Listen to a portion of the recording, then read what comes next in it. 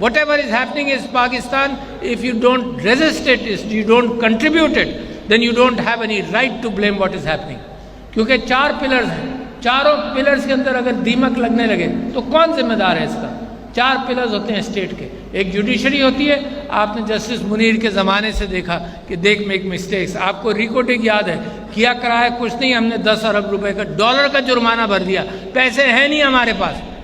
اور دنیا کا نظام یہ ہے طاقتوروں کا کہ جرمانہ دو تم, کس بات کا جرمانہ؟ مگر آپ دیکھیں ہوا ہے. اسی طرح سے لیجسلیچر ہے, قوانین کے اعتبار سے آپ دیکھ لیں, آئین کے اعتبار سے دیکھ لیں. لوگ یہ کہتے ہیں کہ جی this is a piece of paper. This is not a piece of paper. This is your milkiyat and my milkiyat. We stand by it and we will stand by it. Keep on remembering. These are foundation documents جس سے پاکستان ہٹ نہیں سکتا. ایسی قوتیں بھرتی رہیں گی جو ہیلے بہانے دیں گی آپ کو, اس چیز سے یہ بچا لو, اس چیز سے یہ بچا لو. اور آج کل آپ تماشا بھی دیکھ رہے ہیں. وہ تماشا کیا ہے کہ جو جمہوریت کی بنیاد ہے انتخابات, اس سے کسی نہ کسی طرح سے گریز کیا جائے. تو جو میں نے خط لکھا اس خط کے اندر میں نے مثال دی کہ سب سے پرانی جمہوریت دنیا کے اندر, یقیناً برٹن کے اوپر دیکھا جاتا ہے that was an elitist democracy, وہ امریکہ کی ہے آج کل, 200 سال پرانی, 250 سال پرانی. 1812 کے اندر امریکہ نے they declared war on Great Britain. During that war جولائی میں ڈکلیئر کیا, پریسیڈنٹ کا نام مجھے یاد نہیں آ رہا, آ جائے گا. جولائی ہے نہیں, لنکن واز 1864 اور 62, یہ دوسرا.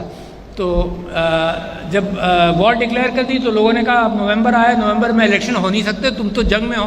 اس جنگ کے اندر Washington was taken over, destroyed and burned. But the Americans had a democratic government. اس نے کہا نہیں, الیکشن نہیں پوسٹپون ہوں گے. تو 1812 میں وہ واقعہ میں نے کوٹ کیا. دوسرا کوٹ کیا ابراہم لنکن کا. ابراہم لنکن الیکٹ ہوا, الیکٹ ہونے کے ساتھ ساتھ ایبولیشن آف سلیوری کے بعد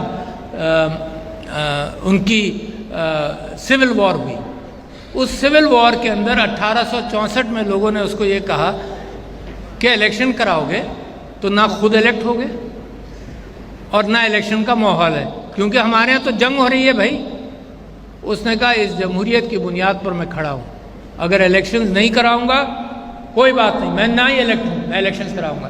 جب الیکٹ ہو گیا تو he made a statement and a speech the second day after the election, and he said کہ امیجن کرو کہ یہ ان ریبیلینس کی وجہ سے, ان دہشت پھیلانے والوں کی وجہ سے اگر ہم الیکشن نہیں کرتے تو ان کی تو آدھی جیت ہو گئی تھی, کہ انہوں نے اس ملک کو مجبور کر دیا کہ جمہوریت کا راستہ چھوڑو اور انتخاب کا راستہ چھوڑو.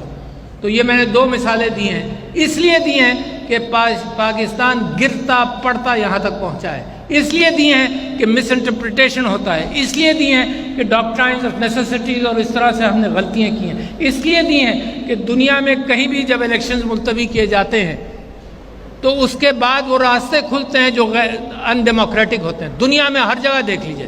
وہ 90 ڈیز کے لیے, آپ کو یاد ہوگا ایک ڈکٹیٹر پاکستان میں آیا, اس کی مجھے تقریر یاد ہے کہ اس نے کہا جی 90 ڈیز کے اندر میں الیکشن کراؤں گا.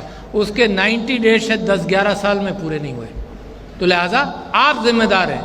آئی am speaking to the people of Pakistan who should uphold the dignity, the constitution, the determinations which you have made, which your fathers have made.